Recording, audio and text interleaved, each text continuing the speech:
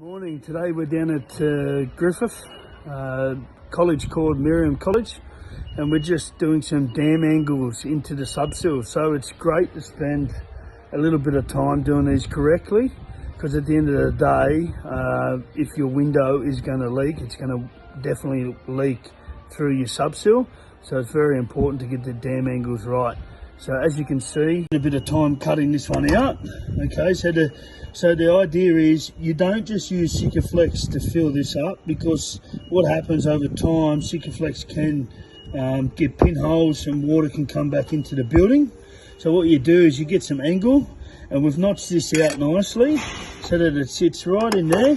Okay, so then what we'll do is we'll then fill it up before we put this angle down. Put the angle down, put some Sikaflex here on the corner, over here, and then that way that's subsoil is now sealed. So once we Sikaflex first, we push the angle down. Now we'll go ahead and fill all this up and smooth it over the angle. The reason being, then we've got a bit of bite with the aluminium that can't have a hole pierced in it. So we just fill it up with Sikaflex. Now I'm wearing gloves because obviously Sikaflex will get everywhere.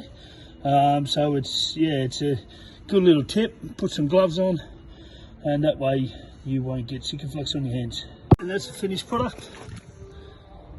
Yep. So if the water comes into the subsoil, it's going to come out these legs at the front, these little holes at the front. All the fixings are sealed.